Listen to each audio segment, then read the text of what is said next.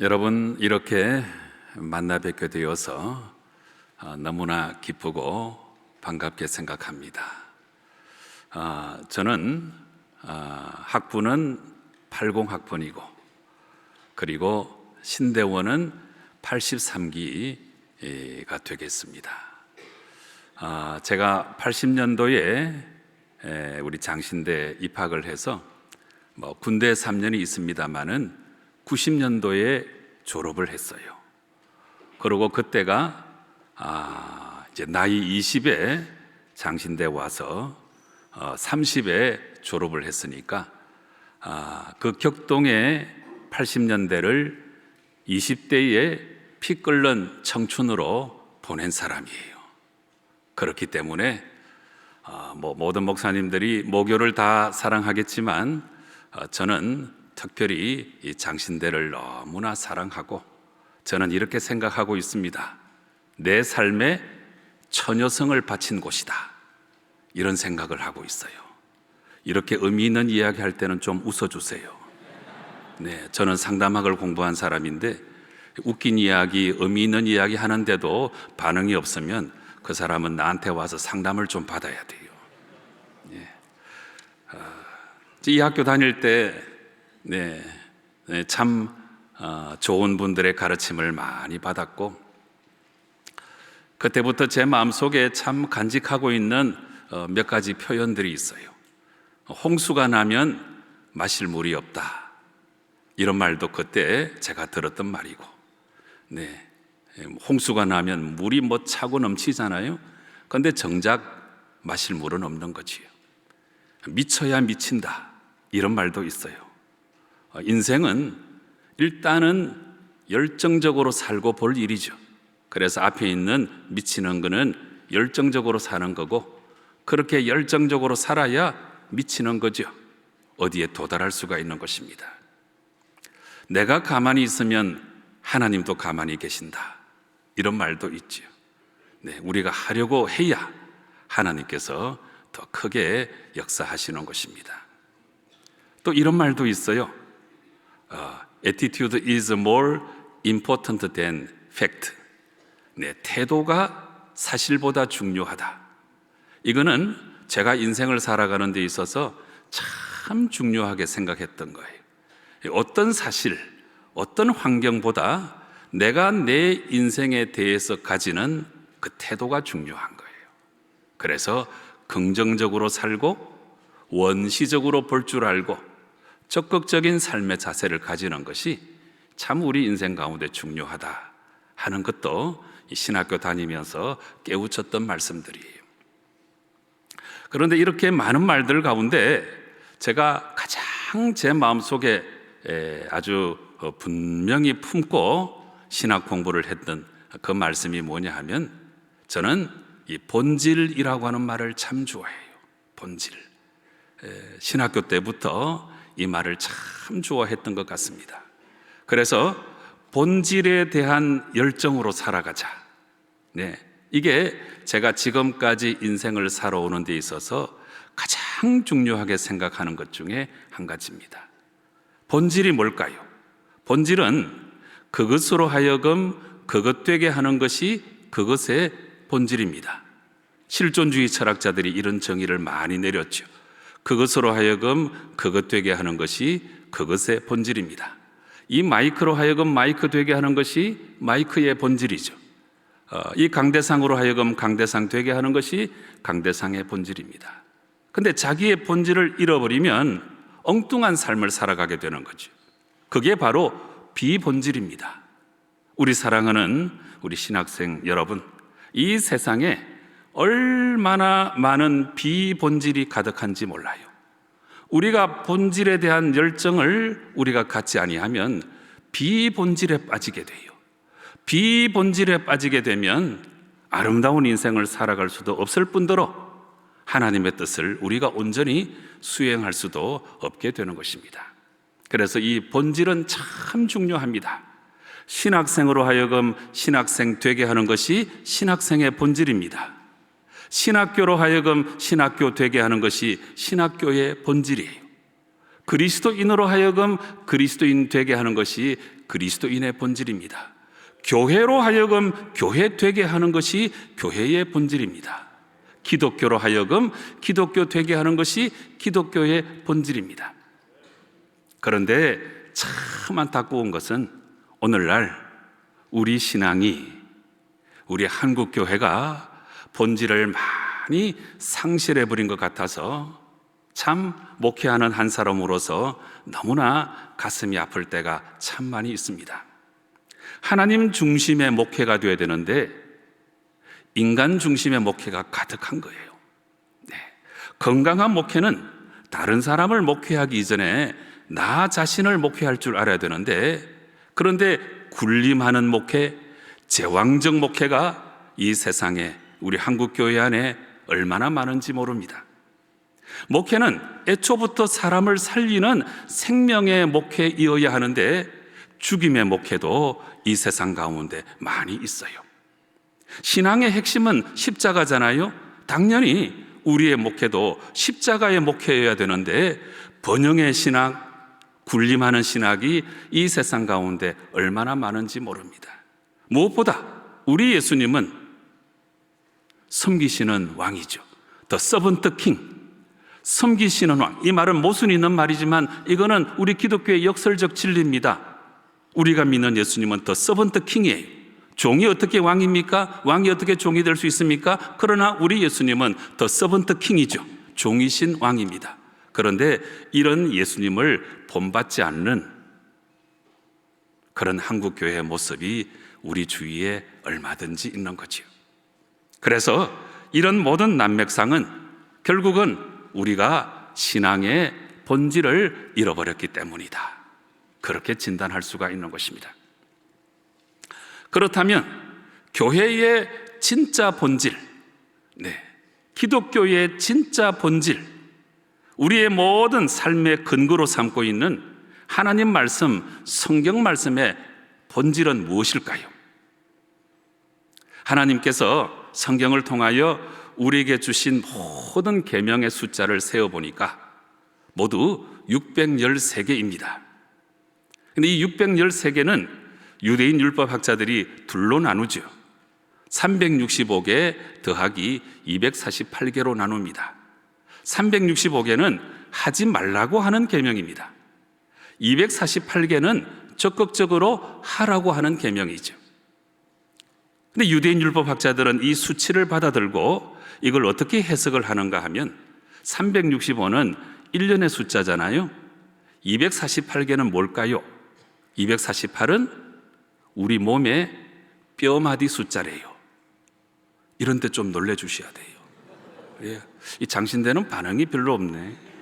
예. 그러니까 이걸 어떻게 해석을 하는가 하면 365일 매일매일 우리 몸의 모든 뼈마디를 총동원해서 하나님의 계명을 열심히 지켜라, 이렇게 해석을 하는 거예요. 근데 248개, 365개, 613개 너무너무 많잖아요.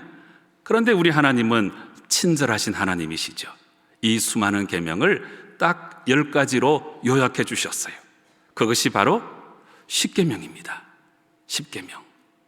근데 이 10계명의 정신도 사실은 하나님 사랑, 이웃 사랑인데 우리 예수님 고난주간에 최후의 일주간 중에 화요일 날 성전에서 가르치실 때 한 율법사가 나타나서 자기 자신을 옳게 보이려고 예수님을 시험하여 질문을 던졌습니다. 가장 크고 첫째 되는 계명이 뭡니까? 그 질문의 의도는 불순하였지만 주님께서는 아주 분명하게 말씀해 주셨습니다.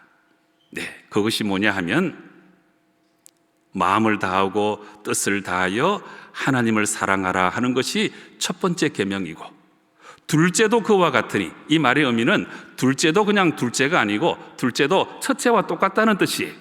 둘째도 그와 같으니 내 이웃을 내 몸과 같이 사랑하라 하는 것으로 말씀해 주셨습니다. 여러분, 결국은 하나님 사랑, 이웃 사랑, 이것이 모든 계명을 요약하는 총결론이 되는 거예요. 예수님의 뜻을 그 누구보다 잘 이해했던 사도 바울은 바로 이 예수님의 뜻을 받들어서 이렇게 이야기합니다. 결국 모든 율법의 완성은 사랑이라고 그렇게 선포를 하지요. 그렇습니다. 그래서 모든 613개의 그 수많은 계명들의 총 결론은 사랑의 계명이에요. 그래서 이 사랑의 계명을 가리켜서 The Great Commandment, 가장 위대한 계명이라고 말하는 것입니다. 이제 명확해졌습니다. 하나님께서 우리에게 바라시는 최고의 계명은 하나님 사랑, 이웃 사랑입니다. 결국은 사랑의 계명이죠. 그래서 이 10계명의 정신도 가만히 살펴보면 1계명부터 4계명까지는 하나님을 사랑하라는 거예요. 5계명부터 10계명까지는 내 이웃을 사랑하라는 거예요. 결국에 하나님께서 우리에게 바라시는 가장 중요한 계명, The Great Commandment는 다름이 아니고 하나님 사랑, 이웃 사랑, 결국은 사랑입니다.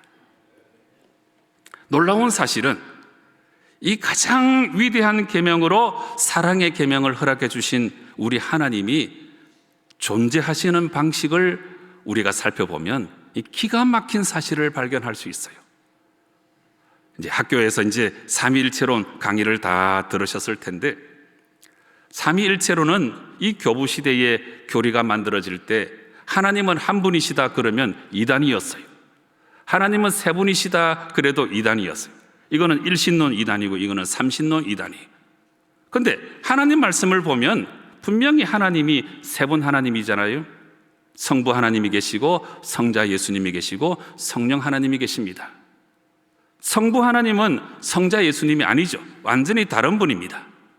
네, 십자가에 달리시는 분이 계신가 하면 십자가에 달리신 예수님을 외면하는 하나님도 계시는 거죠. 같은 분이 아니에요. 근데 하나님은 세 분이시다 그러면 삼신론이 되니까, 그래서 하나님이 어떻게 세 분이신데 하나로 존재하시는가, 이걸 설명하는 게 삼위일체론이잖아요. 그런데 기독교 역사 속에서 이 삼위일체론을 가장 잘 설명하는 개념은 갑바도기아 교부들이 설명하고 있는 페리코레시스라고 하는 개념이에요. 페리코레시스는 순환이라고 하는 개념이죠. 아버지가 내 안에, 내가 아버지 안에. 그래서 우리가 믿는 하나님은 세 분 하나님이신데, 이 세 분 하나님이 서로가 서로를 너무 사랑한 나머지 신적인 사랑의 힘으로 하나로 존재하는 것이 이게 삼위일체론이에요. 하나님의 존재 방식을 우리에게 알려주시는 너무나 실천적인 신학이 삼위일체 개념이에요. 이런 것을 보면 하나님도 사랑으로 하나로 존재하시고 우리에게 613개의 계명을 허락해 주셨는데 그 최종적인 결론은 바로 사랑의 계명이고, 그래서 우리 기독교는 사랑의 종교이고 성경은 사랑의 편지고, 우리가 믿는 하나님은 사랑의 하나님이시고 우리 기독교는 사랑의 종교이고 교회는 사랑의 공동체입니다. 그리스도인은 사랑하다가 죽는 사람, 진심으로 사랑할 줄 아는 사람이 바로 그리스도인입니다. 이제 분명히 자명해졌습니다. 모든 것의 총결론은 바로 사랑입니다. 바로 이 사실을 깨우친 성경 기자가 사도 요한인데, 사도 요한은 요한일서 4장에서 이런 말씀을 했지요. 하나님은 사랑이시다. 사랑이 많은 분이시다. 이런 표현이 아니에요. 이 표현에 우리가 주목해야 돼요. 하나님은 사랑이시다. 이렇게 말씀하신 거예요. 사랑 그 자체이신 거예요. 그리고 사랑으로 우리를 창조하신 하나님께서 이제 우리에게 바라시는 것도 바로 이 사랑의 삶을 살아가고 사랑의 공동체를 이루는 것, 이게 바로 우리를 향하신 하나님의 꿈이에요. 오늘 제가 우리 신학생 여러분들을 만나면서 오늘 말씀의 제목을 하나님의 꿈이라고 이렇게 정했어요. 하나님의 꿈. 먼저는 하나님을 사랑하고 그리고 이웃을 사랑해서 아름다운 세상을 만들어 나가는 것, 이게 우리를 향하신 하나님의 꿈이에요. 바로 이 사실을 우리가 똑똑히 인식해야 됩니다. 하나님의 꿈은 다름이 아니고 바로 사랑입니다. 그래서 바로 이것을 깨닫고 우리가 신학 공부를 해야 돼요. 신학 공부를 하는 동안에 사랑의 훈련을 많이 하고 사랑의 성품을 지닐 수 있어야 되고, 그래서 사랑하는 사람으로 변화되는 것이 그 어떤 것보다 중요해요. 바로 이것을 깨닫고 이것을 생명을 걸고 가르치고 내 삶의 현장에서 사랑을 실천하며 살아가는 것이 그리스도인의 삶이고, 우리가 살아가는 목회 현장에서 우리 공동체가 사랑의 공동체가 되어서 서로 사랑하고 나아가서 이 사랑을 온 세상에 증거하는 것이, 이게 바로 교회의 본 모습이에요. 처음에 본질에 대한 말씀을 드렸잖아요. 이게 바로 우리 신앙의 본질이고 우리 기독교의 본질이고 우리의 그리스도인의 존재 목적이기도 해요. 그런데 참 안타까운 것은 하나님의 꿈을 모르고, 하나님의 꿈을 모르니까 실천도 못하고 그 반대의 모습으로 살아가는 우리 한국 교회의 모습, 오늘날 그리스도인의 모습을 우리가 깊이 고민해 봐야 돼요. 어떻게 하면 좋겠습니까? 성경에는 분명히 우리를 향하신 하나님의 꿈이 기록되어 있는데 이것을 모르고 다른 사람을 짓밟고 정상에만 오르려고 하는 그리스도인들이 이 세상에 얼마나 많습니까? 기복신학, 번역의 신학은 십자가, 희생, 겸손 이런 것들을 모르기 때문에, 다시 말해서 하나님의 꿈을 모르기 때문에 생겨난 잘못된 신학이죠. 제왕적인 목회, 굴림하는 목회는 섬김이나 공감이나 종의 모습 이런 것들을 모르기 때문에, 하나님의 꿈을 모르기 때문에 생겨난 아주 잘못된 목회의 형태예요. 오늘 그리스도인들이 내 아픔, 내 고난에는 무지무지하게 민감하지만 내가 사랑을 실천하지 못한 것에 대해서는 전혀 아무런 양심의 가책도 느끼지 못하는 것은 결국은 하나님의 꿈을 모르기 때문이에요. 놀라운 사실 한 가지 여러분들에게 알려드리고자 합니다. 예수님께서 우리 가운데 오셔서 공생의 33년의 사역을 감당하셨잖아요. 그런데 2000년 전 예수님께서 이 땅에 오셨을 때 온 세상의 모습을 생각해 보자고요. 여러분, 그 시대는 다름 아닌 제국주의의 시대예요. 제국의 시대. 제국주의는 힘의 논리가 지배하는 세상이죠. 너를 죽이고 내가 사는 세상, 약자를 억압하고 권세로 군림하는 세상이 제국주의의 세상이잖아요. 그런데 온 사방팔방이 제국주의로 가득한 그 세상 가운데 우리 예수님께서 오셔서 사랑을 선포하셨다. 이것을 우리가 뼈저리게 실감해야 돼요. 놀라운 사실입니다. 예수님은 하나님의 꿈을 정확히 알고, 그래서 만왕의 왕이시지만 더 서번트 킹, 종이신 왕이 되신 분이 우리 예수님이시고, 그래서 지금 우리가 사순절을 보내고 있습니다마는 예루살렘으로 올라가는 길에 영광의 자리를 탐내면서 야고보와 요한이 이편 저편의 자리를 청탁을 했지요. 나머지 제자들은 화를 내면서 너희들만 해먹냐 그러면서 화를 냈잖아요. 그때 예수님께서 작정하시고, 왜? 지금은 예루살렘으로 올라가는 길이니까 마지막 진지한 가르침을 주시는데 예수님께서 이렇게 말씀하셨습니다. 이방인의 집군자들이 그들을 임의로 주관하고 그 고관들이 그들에게 권세를 부리는 줄을 너희는 알거니와 너희 중에는 그렇지 않을지니 너희 중에 누구든지 크고자 하는 자는 너희를 섬기는 자가 되고 너희 중에 누구든지 으뜸이 되고자 하는 자는 모든 사람의 종이 되어야 하리라. 인자가 온 것은 섬김을 받으려 함이 아니고 오히려 자기 목숨을 주어서 섬기고 내 목숨을 대속물로 주려 함이라고 분명히 밝혀주셨습니다. 예수님은 제국주의 시대에 사랑을 선포하신 거예요. 제국주의 시대에 우리가 사랑으로 살아가야 된다고 하는 것을 선포하신 하나님의 꿈의 대변자가 바로 우리 주님이십니다. 그렇게 예루살렘으로 올라가셔서 모든 고난을 받으시고 십자가에 달려 돌아가셨는데, 십자가 사건은 하나님의 꿈의 절정이라고 할 수 있는 거죠. 결국 예수님은 하나님의 꿈을 품고 살아가시다가 마침내 한 손으로 하나님의 손을 잡고 한 손으로 우리의 손을 잡고 사랑의 심장이 터져 죽은 사건이 십자가 사건이에요. 이 십자가 사건이 하나님의 꿈의 절정입니다. 그런데 지금 우리는, 오늘날 이 땅의 그리스도인들은 하나님의 꿈을 품지도 않고 하나님의 꿈을 실천하신 예수님을 닮으려고도 하지 않습니다. 이게 바로 오늘날 우리 한국교회의 난백상입니다. 오늘도 여전히 제국주의의 논리로 살아가는 이 세상이죠. 세상은 옛날부터 그랬어요. 지금도 그렇고 앞으로도 그럴 거예요. 그런데 세상은 본래부터 그랬지만 교회는 그러면 안 되잖아요. 그런데 오늘날 교회도 제국주의의 논리가 가득해요. 교권주의, 정치 목사, 오늘도 여전히 제국주의의 논리로 살아가는 사람들이 너무나 많습니다. 오늘 목회도 여전히 제국주의의 논리를 가지고 제왕적 목회를 하는 사람들이 얼마나 많습니까?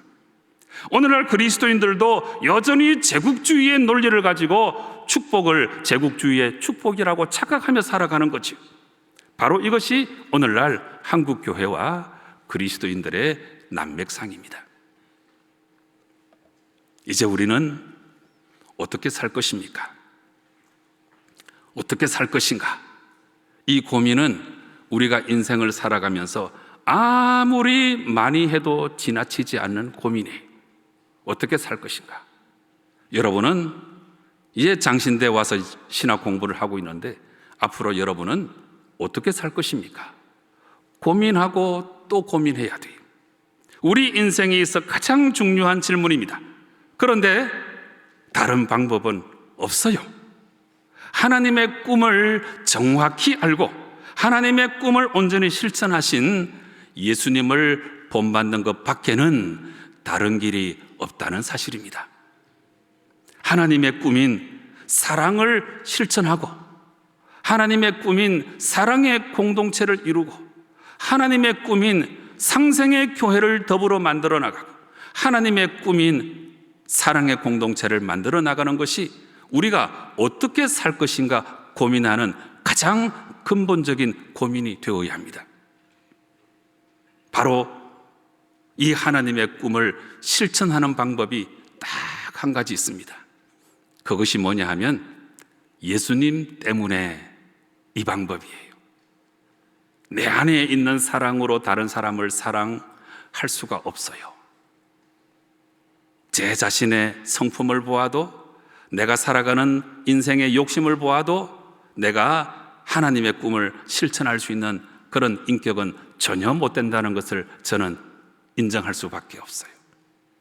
우리가 하나님의 꿈을 실천할 수 있는 유일한 방법은 예수님 때문에 바로 이 방법이에요. 십자가 사랑. 십자가 사랑을 우리가 알고 체험했기 때문에, 그래서 그 예수님을 흉내라도 내면서 사랑해 내는 거예요. 이 표현이 중요해요. 사랑하는 게 아니고 사랑해 내야 돼요. 이게 하나님의 꿈을 실천할 수 있는 우리 예수님 때문에의 방법이에요. 오늘 짧은 본문의 말씀을 읽었습니다. 최후의 일주간 중에 목요일 날 예수님께서 유언처럼 주시는 말씀이죠. 다락방 강화 중에 예수님께서 이 말씀을 주셨습니다. 새 계명을 너희에게 주노니 서로 사랑하라. 내가 너희를 사랑한 것 같이 너희도 서로 사랑하라. 이 말씀을 주셨어요. 사랑의 계명은 구약에서부터 있었잖아요. 그런데 예수님께서 굳이 이 사랑의 계명을 주시면서 새 계명이라고 말씀하셨어요. 새 계명은 뭘까요? 새 계명은 내가 너희를 사랑한 것 같이 너희도 서로 사랑하는 거예요. 예수님의 십자가 사랑을 체험하는 게 먼저예요. 그 사랑을 체험하고 그 사랑에 겨워서 그 사랑에 감격하고 그 사랑을 흉내라도 내면서 살아가는 게 바로 예수님 때문에의 방법이고, 예수님께서 우리를 사랑해 주신 대로 우리도 사랑하는 방법인 것입니다. 진실로 진실로 이렇게 사랑해야 이어지는 35절의 말씀이 너희가 서로 사랑하면 이로써 모든 사람이 너희가 내 제자인 줄 알리라 말씀해 주셨습니다. 이것이 바로 기독교의 본질입니다. 그리스도인의 본질입니다. 교회로 하여금 교회되게 할 수 있는 가장 중요한 본질입니다. 아무쪼록 신학 공부를 하시는 동안에 이 본질을 깨우치시고 본질에 대한 열정으로 신학 공부하시고, 참 너무나 혼탁한 한국교회 현장에 나아가서는 사랑의 목회를 감당하시고, 사랑이 본질이니까, 이게 더 그레이트 커맨드먼트, 가장 위대한 계명이니까 예수님 때문에의 방법을 가지고 예수님을 흉내라도 내면서 살아간다면 여러분들 때문에 우리 한국교회가 더 아름답고 더 밝아지고 더 사명을 감당하는 우리 한국교회가 되지 않을까 생각합니다. 사랑의 계명이 가장 본질적인 계명입니다. 내 마음속에 사랑을 품고 사랑의 모습으로 살아가는 것이 우리를 향하신 하나님의 꿈이에요. 한때는 하나님이 우리의 꿈이 되어 주셨잖아요. 이제는 우리가 하나님의 꿈이 되어 드리면 얼마나 좋겠습니까? 하나님의 꿈, 바로 이 사랑의 계명을 마음 깊이 기억하고 신학 공부하는 동안에 사랑의 훈련을 하고 사랑의 성품을 지니고, 그래서 하나님의 꿈을 평생토록 실천하며 살아가시는 우리 신학생 여러분 꼭 되시기를 주님 이름으로 축원합니다. 기도하시겠습니다.